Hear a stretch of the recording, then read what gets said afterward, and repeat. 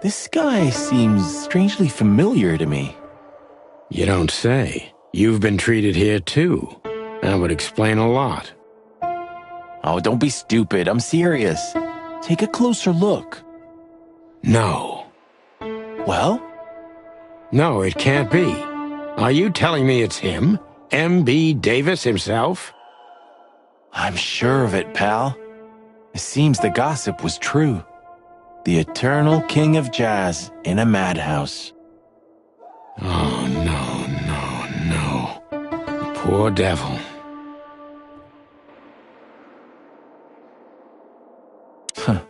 It doesn't matter how big a star you once were.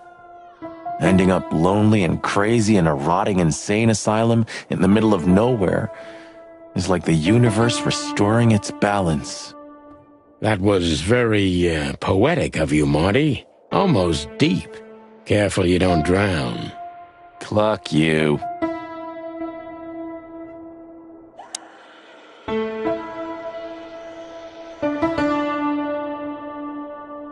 This picture.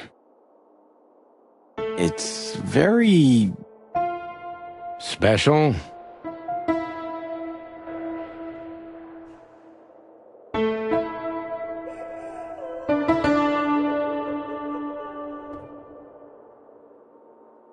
This. It's special? This. It's special? Even if you manage to escape, there's nothing but hills and forests for 100 miles. Imagine how many poor lunatic ghosts must haunt those woods. Ooh, Sonny, you're creeping me out.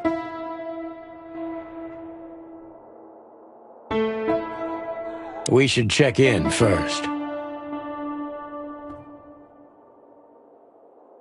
We should go to reception first. Let them know we're here.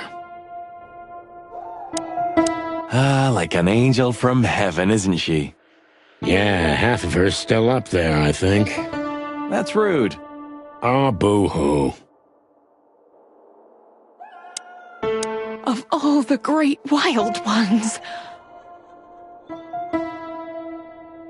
Greetings, miss. Is it really you? Well, yes. Yes, it really is you. The chicken police. I'm afraid so. Of all that's furry and plumey, that's fantastic. Oh, my goodness. Miss, we'd like to ask...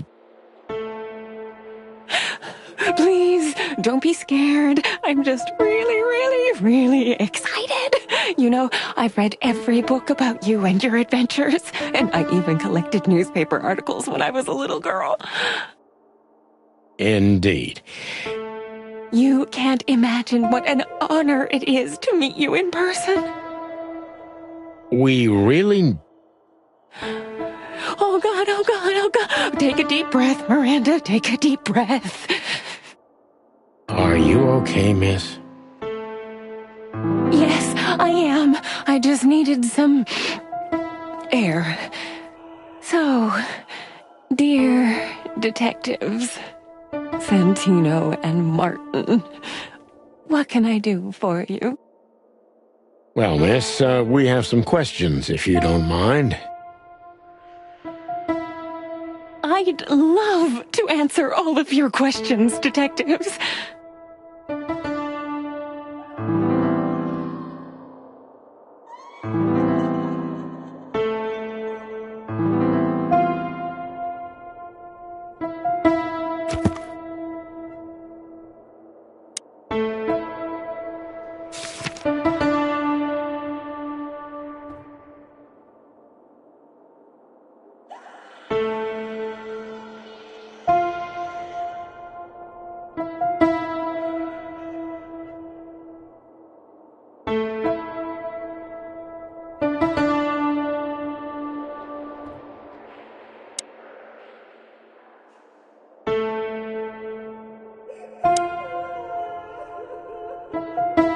What do you think? Can she hear us up there? Sonny, stop being so heightist. It's a different world nowadays, you know? Yeah, okay. Cry me a river.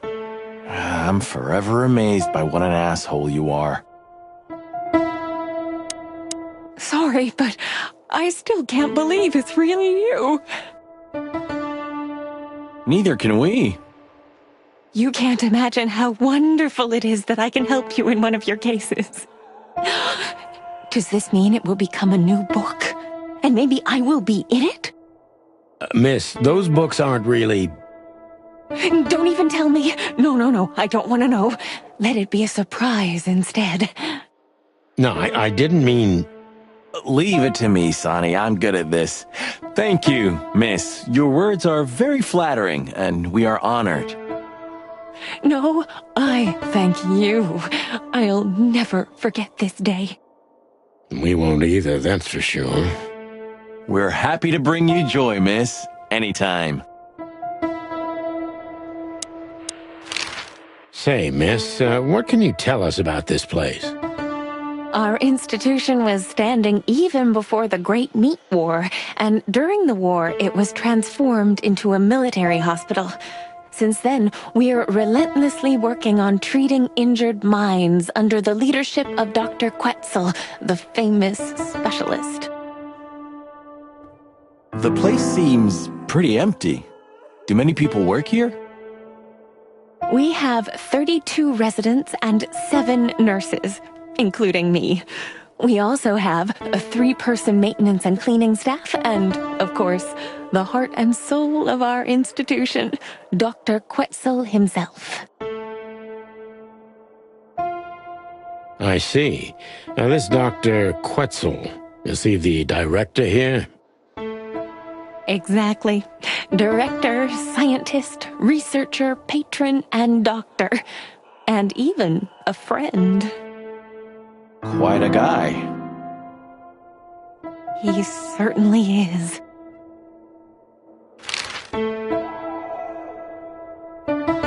So who is this Dr. Quetzal exactly?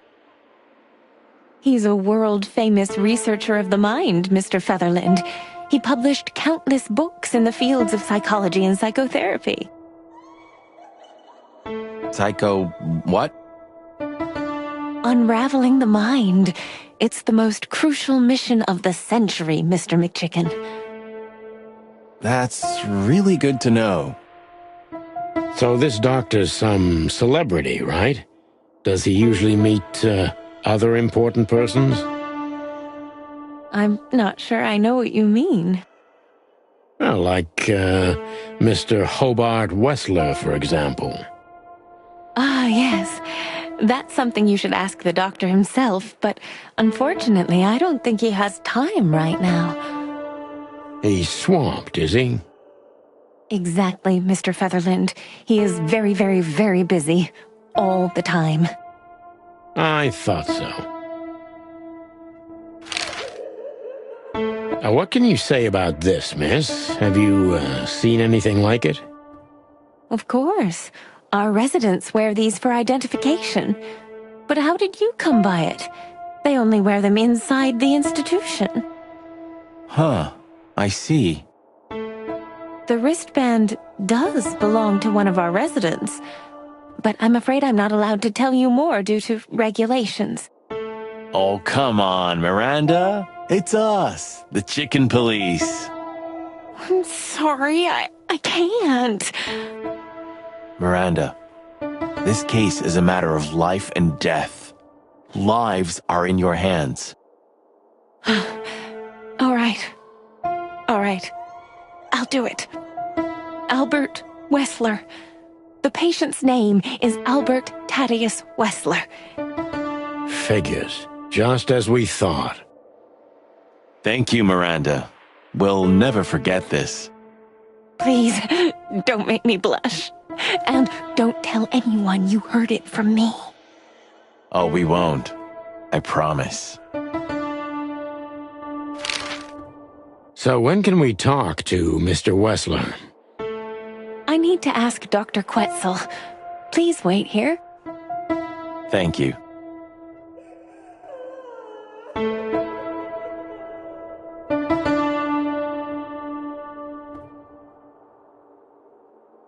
We need to let them know we're here first. Dr. Quetzal will see you. He's waiting for you in his office. Up the stairs, all the way down the hall, until the last door. What a surprise. It's enough to mention Wessler's name and all the doors are open. I wouldn't want to get mixed up in this, but do you think Albert is in danger? Danger? What do you mean? We haven't heard from him since he disappeared, and we're really, really worried. I see. We don't know yet, miss, but let's hope for the best. Great wild ones protect him. Where is he? No idea, Marty. The smell of all that's furry. I'll never get used to it. Well, reptiles have a disgusting body odor, Marty, but they feel exactly the same about us. Exactly. Great wild ones, you scared the hell out of me. I already sensed your arrival from afar. You know, snakes have a different sense of smell, and birds used to be our prey once upon a time. Well, yeah. Luckily, we're living in civilized times. Lucky. Please take a seat. How can I help you, gentlemen?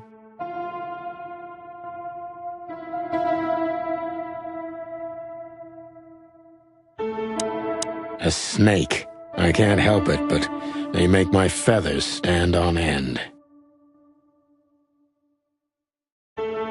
Your office is rather Puritan. Simple, I mean. Ain't that the truth? Well, yes. I can't let my mind wander from my work. I only keep what's essential in my office. I see. That makes sense. An isle of reason in a sea of insanity. Insanity is such a strong word, and it's mostly an abstract idea. Where does insanity start, and how long is one not insane? Interesting questions. Am I normal, or are you? Maybe neither of us. You see, that's something I think about a lot nowadays. If you like, I can give you an appointment. Oh, this is your chance, Sonny. Don't miss it. We're already here. Marty, clock up.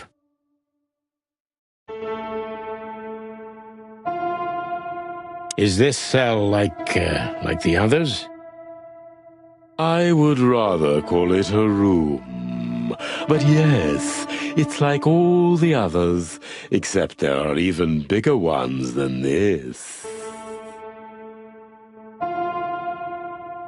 Why do you have bars on your windows? Because it's a room like all the others, and I'm just an animal too, like all our residents. With the significant difference of you being a doctor and not a patient. Am I right? It's not as big of a difference as you'd think.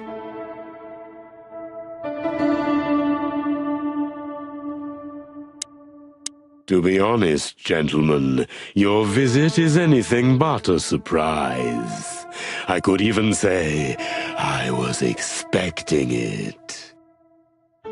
What an introduction. Please forgive me. I have the bad habit of immediately getting into the middle of things. How very rude of me. My name is Dr. Sessuous Quetzalcoatl, but most call me Dr. Quetzal to keep it simple. The name is Santino Featherland, and this is my partner, Martin McChicken, from the Predatory Division of the Clawville Police Department.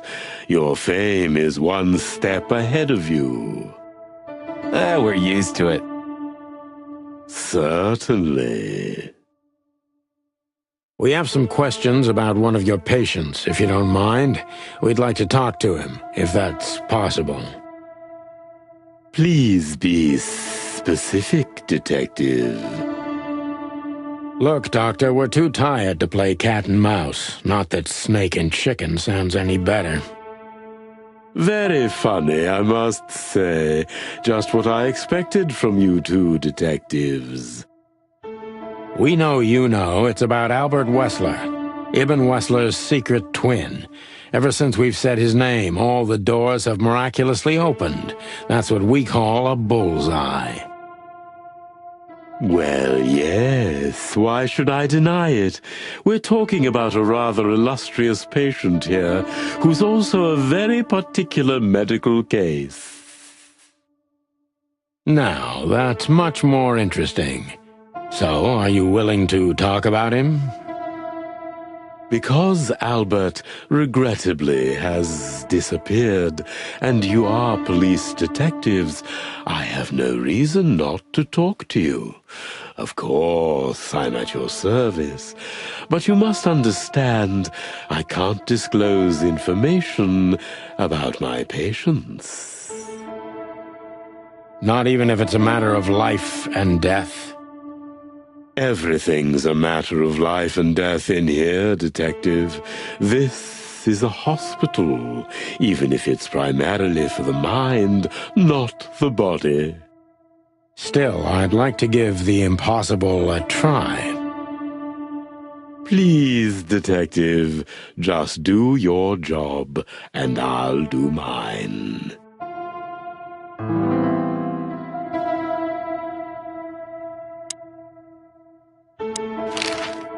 How long was Albert a resident of the institution? For quite some time. His first symptoms surfaced in his teens. Depression, panic attacks, and schizophrenia. Was he brought here immediately after the first signs that something wasn't right? You know, the biggest problem with an opinion on insanity is that animals are ashamed of it. That's the reason our institution stands out here in the middle of nowhere. Because animals would rather hide what they're afraid to face. I couldn't have said it better myself. As far as I know, the Wessler family wasn't exceptionally wealthy. Indeed, they were rather poor, but we offer our services gratis. Then how do you sustain yourselves? By the grace of the treasury of King Hector III, of course. I wouldn't have guessed that. My family and the royal dynasty had always been on good terms, Mr. Santino. What kind of a place is this exactly? I assume it wasn't built as an insane asylum. It used to be a mansion. Construction started during the occupation in 622. Then it stood empty for almost a century, until finally it went to the crown of Cloville when Hector's great-grandfather took the throne. The rest is history. How long have you been working here? I've worked here for more than 30 years, but it's been in my family's possession for almost 150 years.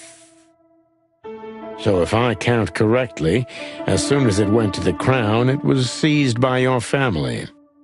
That's almost accurate, Mr. Featherland. What a lovely inheritance. Tell me, Doctor, do you know Madame Zavas? Just like everybody else, I've heard of her, but I never had the pleasure of meeting her in person. I'm sure she's an interesting case. Oh, you can be sure about that. I'd gladly get you two together if I had the chance. A spare cell would suit her very much. Is that so? As it turns out, she likes small, narrow, secret places. Oh, I see. What a coincidence.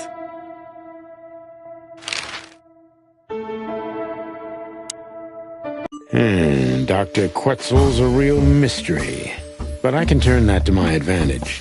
I just need to focus on the strangest pieces of the puzzle.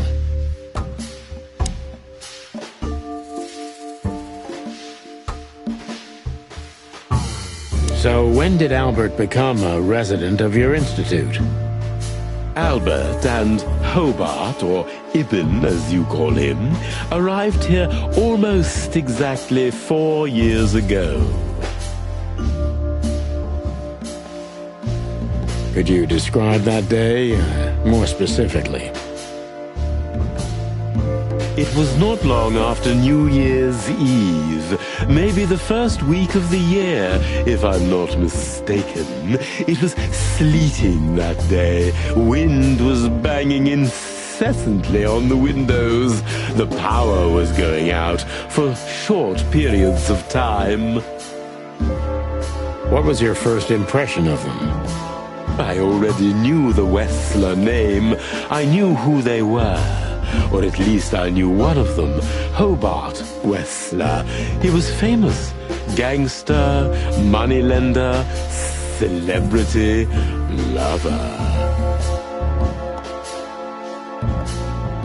And Albert? He was new to me, an invisible gray ghost. The family had tried to keep his existence a secret. Why? Because they were ashamed of him, of course, Mr. Featherland. That's how it usually is. What was your first impression of him? He was silent, but observed everything that surrounded him. His eyes were constantly moving, never stopped for a second. Was he afraid? I wouldn't say so. It seemed to me that he wanted to move into our institution voluntarily. It looked as if he couldn't wait to be here, alone, locked up in silence and darkness. Didn't you think of that as unusual? Of course I did, but who am I to judge? It was rather special treatment.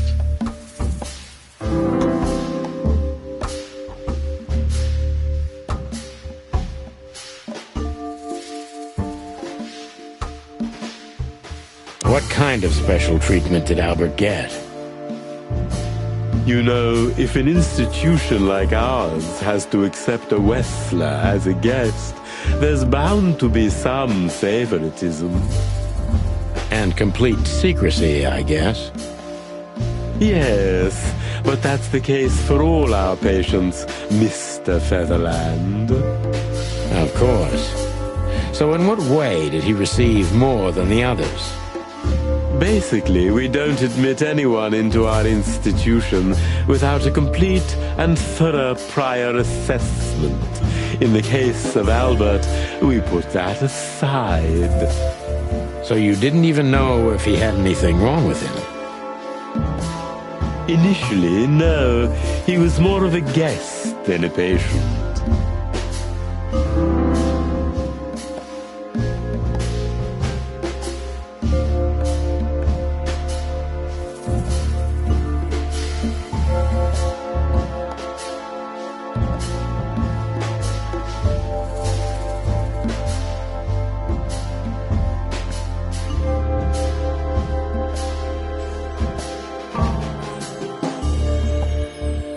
How did you see Albert when you first met? Albert was shy and reserved, like a ghost. He almost never touched anything. It was evident he was exceptionally intelligent. He measured and observed everything around him. What else? He was delicate and graceful, almost like a woman. Yes, He was rather feminine. He was an artist, Mr. Featherland, a magnificent painter, and rather good writer, too. Sometimes I even heard him sing. Why did he have to be locked up? I asked the same thing at first.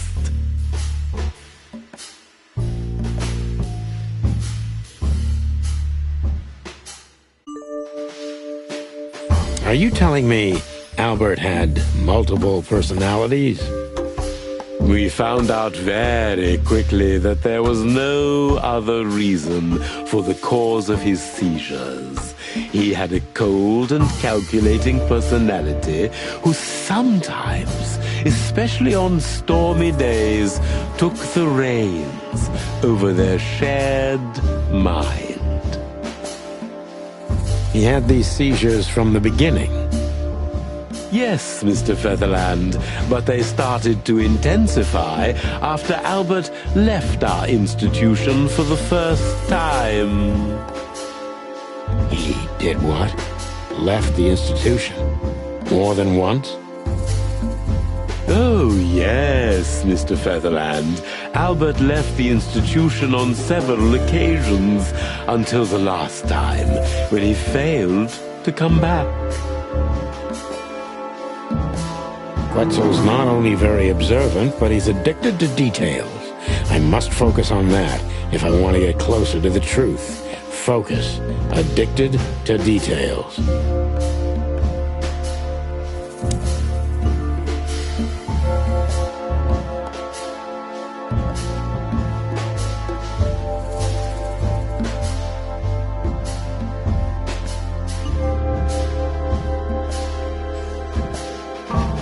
When and why did Albert leave the institution for the first time?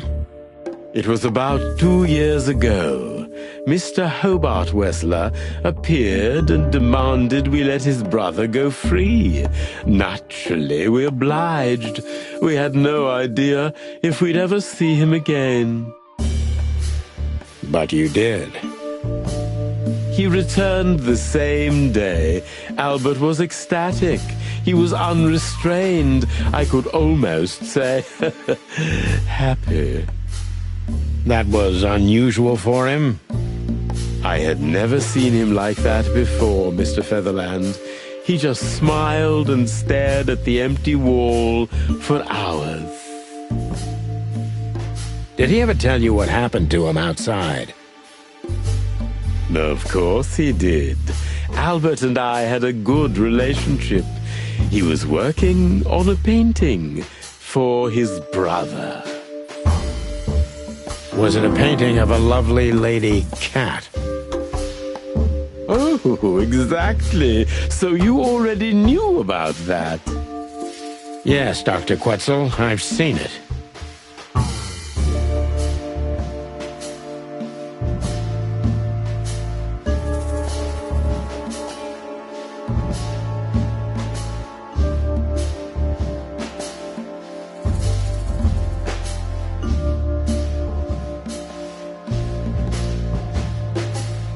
So Albert left on many occasions to continue working on the painting. Exactly, Mr. Featherland. Every time he came back, he was like a different person. But unfortunately, his seizures also multiplied and became more dangerous. More dangerous? Albert was hurting himself. And on one occasion, he even tried to hurt me. It was unprecedented. It seemed his confined personality was taking over their shared mind entirely, piece by piece. Do you think the painting caused it? Not the painting, Mr. Featherland. But its subject. Exactly. He was obsessed, right until that fateful day when he returned to us for the last time. What exactly happened that day, Doctor? It wasn't Hobart who brought his brother back that day, but two of his gorillas. Not literally, I mean. And Albert was in a terrible, terrible state. What happened to him? I don't like to talk about that, Mr. Featherland. It could be vital to the case, Dr. Quetzal. Don't back down. Oh, you're right. There's no use turning back now. So, Albert's tongue was torn out, or cut off, I don't know exactly, and he was blinded in one eye, or rather, one of his eyes was missing entirely. So you're saying Albert was brought back horribly mutilated? Yes. And they didn't give any explanation as to what had happened. They simply told me it was some kind of accident. Dr. Quetzal is cold and professional, but he's also very confused. Maybe it's cruel, but I must exploit his vulnerability if I want to learn everything about Albert. Focus, confused.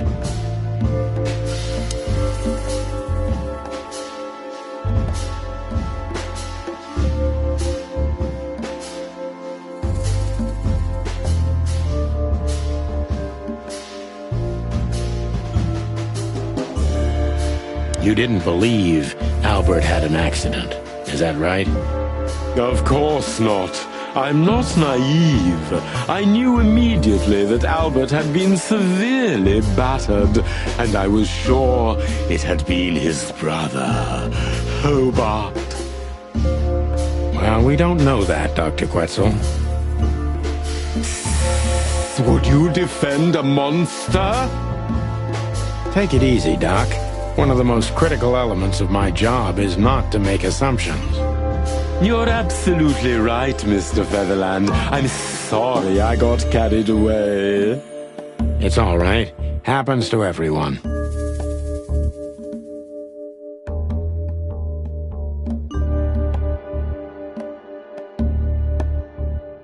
Concentrate, Doctor. What do you think happened to Albert?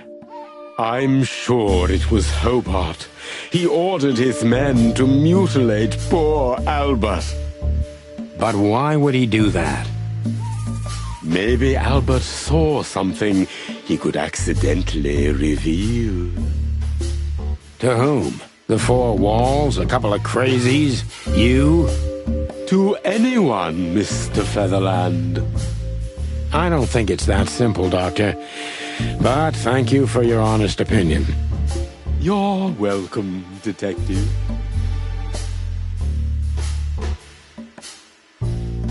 What happened then? How did Albert disappear? A few weeks later, Hobart came to visit Albert one more time.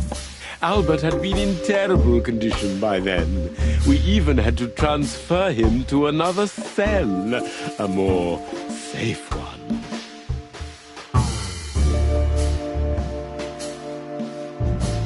What did Hobart do during the visit? He didn't do anything. He just sat and watched his brother, who was in an almost vegetative state by then. Couldn't you manage to draw anything out of him? You or Hobart? Nothing. For a while, he was trying to signal something. Perhaps he was too afraid. And most likely his fingers had been broken too, so he couldn't even write. Do you think Hobart could have killed Albert? It's horrible to say it, but I'm sure of it. How did he disappear in the end? Did someone come for him? That's what's most eerie about it all, Mr. Featherland. He simply disappeared. His door, which only I had a key for, was open. Did anyone see anything? No one. We interrogated the staff, even the patients. He simply vanished off the face of the wilderness. We don't know what happened to him. Unfortunately, I have a hunch. Thank you, Doctor. You've been a great help. Oh, well, I'm glad I could be of help. But please, I now must attend to my work. We understand, Doctor. Thank you.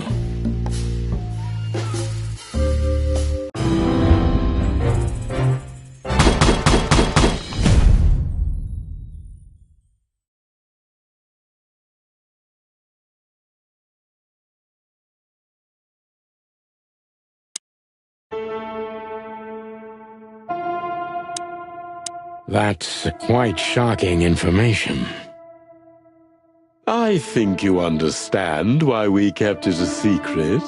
If it wasn't for Mr. Wessler's demand, we'd never let any of our patients walk freely outside our institution.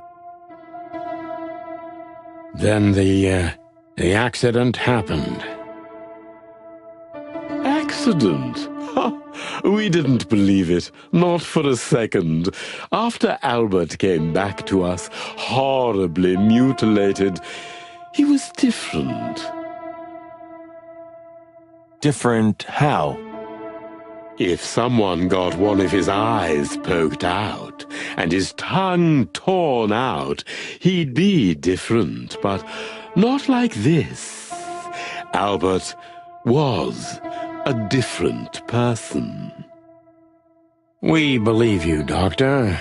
So, can we take a look at Albert's cell? I'd rather call it his room.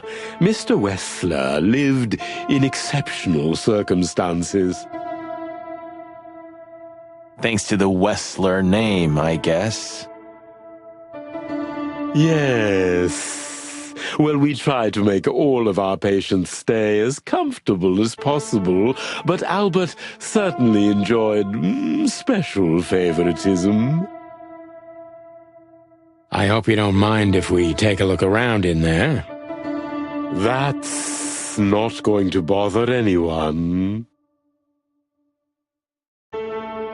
Well, that's, surprising. I've never seen a cell like this before, that's for sure. I wouldn't mind living here myself. It seems that being a Wessler gets you privileges. And a healthy dose of danger. Mostly that, yeah. Let's take a good look around. I'm sure we'll find some answers here.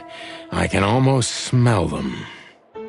Well, I smell paint, ink, plaster, some kind of oil, aging paper, slight smell of rat, and great expectations.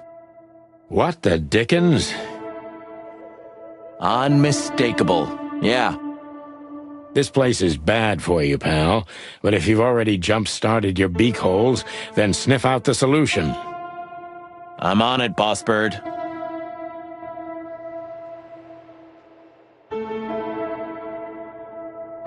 A small window, a small hope.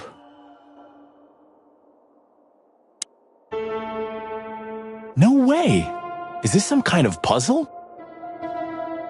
I don't think so. But we could still find something important here. A pattern, a sign, anything.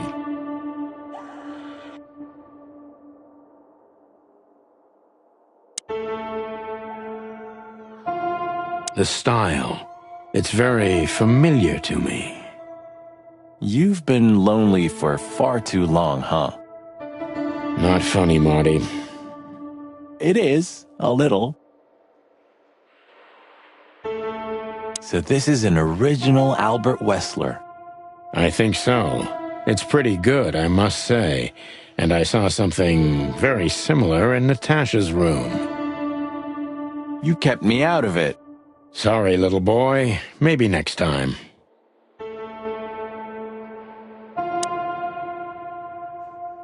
You know, I don't think he had it so bad in here. You mean apart from being separated from everyone you love in an ancient mansion filled with madmen? You're right. As always.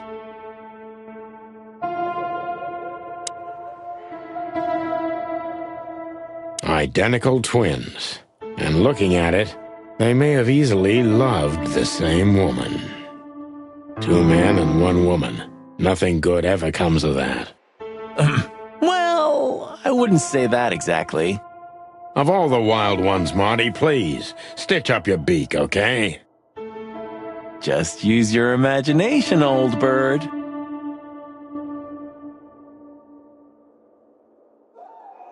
Scribbles, newspaper articles, study papers, poems, perfect chaos.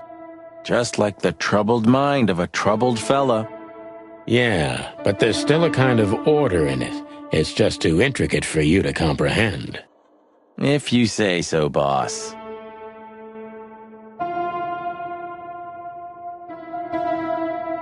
Look at that, a letter.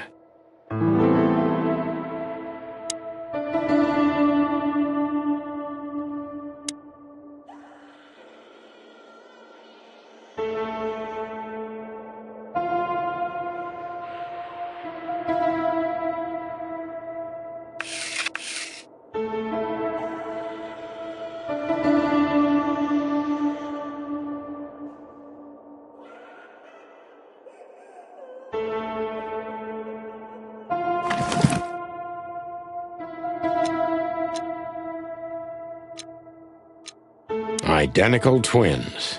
And looking at it, they may have easily loved the same woman.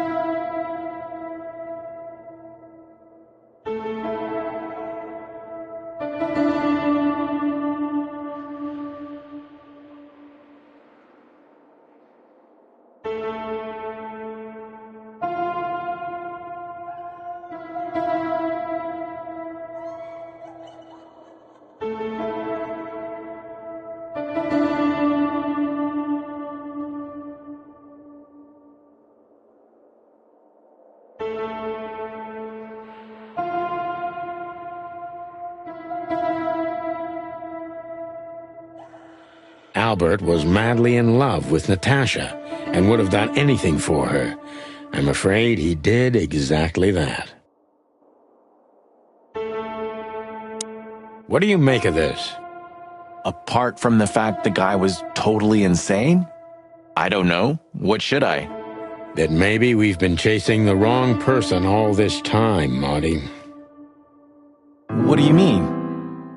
Everything will be revealed soon. Why do you have to be so melodramatic all of a sudden? If I'm right, this'll flip the whole case upside down.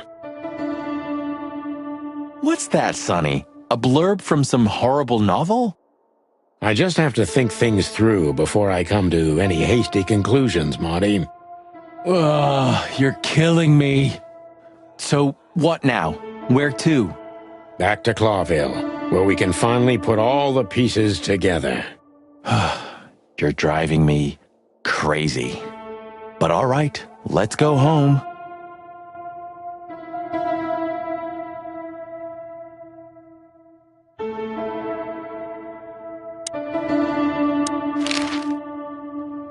What can you tell us about the woman in the photo we saw in Albert's room?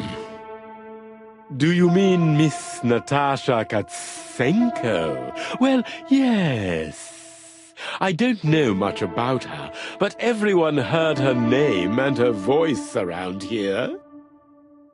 Did she ever visit this place? Never. But if you ask me, Natasha probably didn't even know Albert was a resident of our institution. And Albert, did he mention her often? Constantly.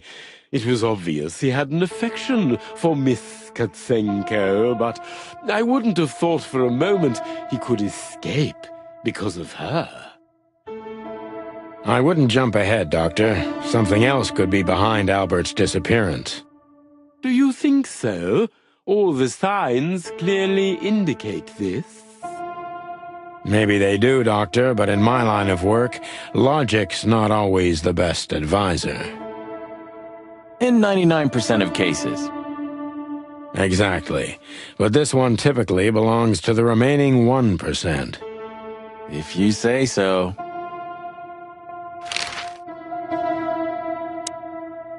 So, detectives, have you found what you were looking for? I'm afraid we have, Doctor. And more. I wouldn't dare to say I'm happy to hear it, but I'm glad to be of service to you. Well, thanks, Doc. I hope I don't offend you by saying I hope we're not going to meet anytime soon. Not on account of either of our jobs, am I right? Exactly.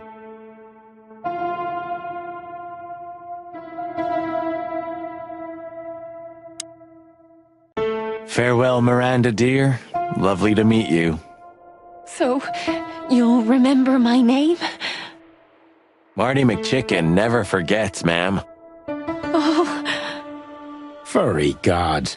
Let's go. Goodbye, miss. It was a pleasure. goodbye, gentlemen, and happy investigating. I'm sure it'll be fun. If there's anything I can help you with, please just ask. Thank you, Miranda. You've already helped enough. We need to let them know.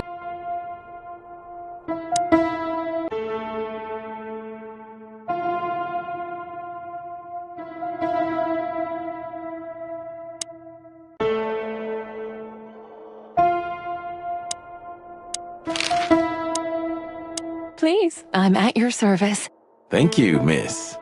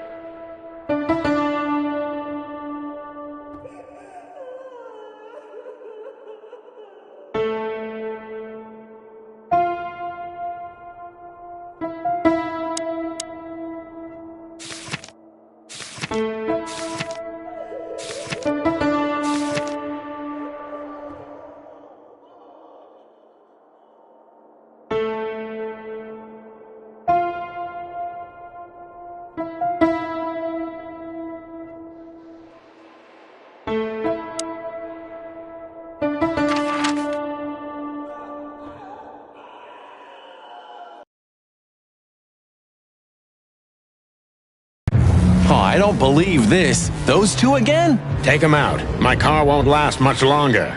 Don't worry, Sonny. I was born to do this.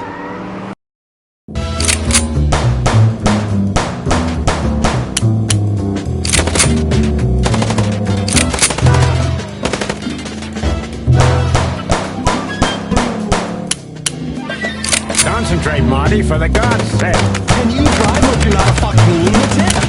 Shut up and shoot, you big feather pillow.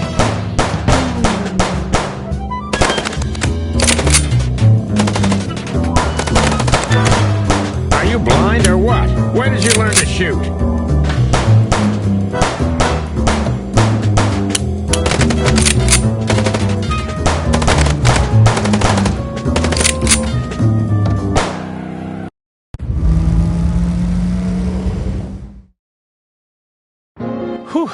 Well, that was close. A little too close for my taste, and it only strengthens my belief. Wessler is desperate. He knows if we survive, he's done for. Well, come on, what did you work out? Will you tell me already? Sure. Let's put the picture together, piece by piece. Let's start from the beginning. So, we got a case.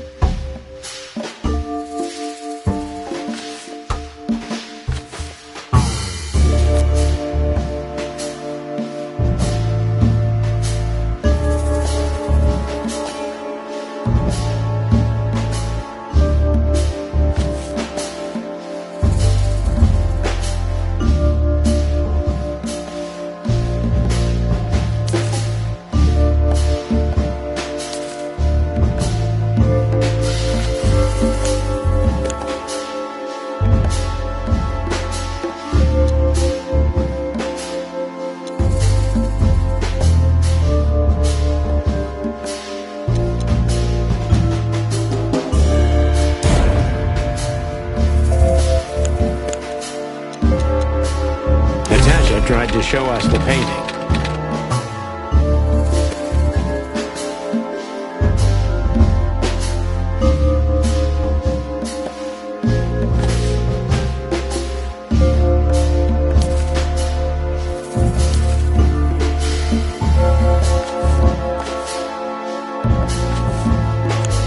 And that painting would have shown us the way.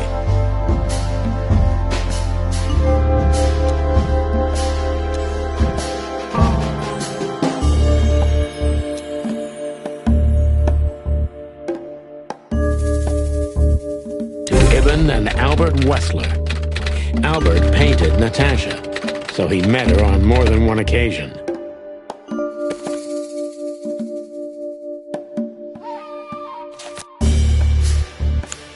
Which made Albert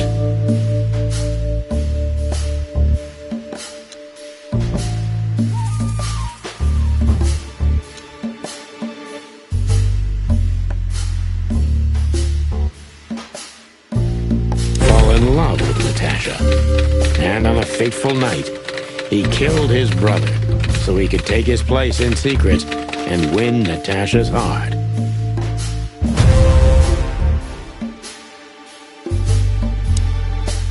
So what happens now? The inevitable, Marty. We're going to the Wessler mansion to confront Ibn with the facts. You mean Albert, right? Yeah, exactly. And of course, Natasha. Do you think she knew about it? Something stinks, Marty. The whole case seems too intricate. Too many coincidences, right? Well, after 10 years, you did learn something, didn't you?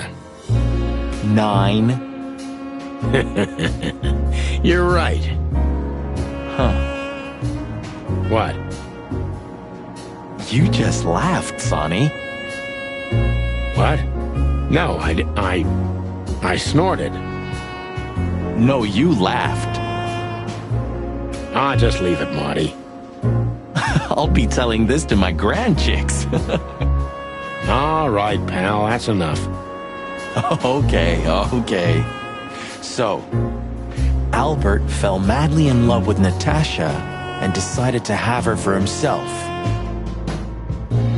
And his best chance was to trade places with Ibn Wessler.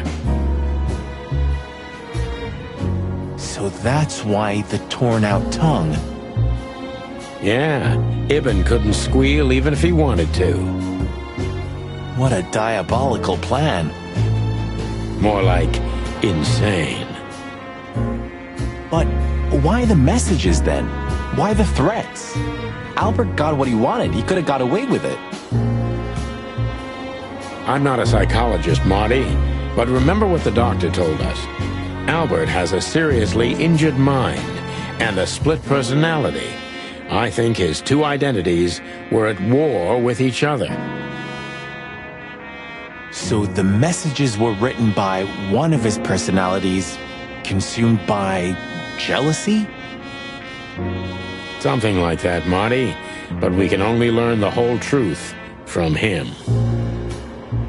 You're right. So, are we going or what? We're going, Marty, to finally finish what we started. Well, if there's anything you'd like to do before, do it now, boss. You won't have a chance later. You're right, Marty. It's time to wrap everything up.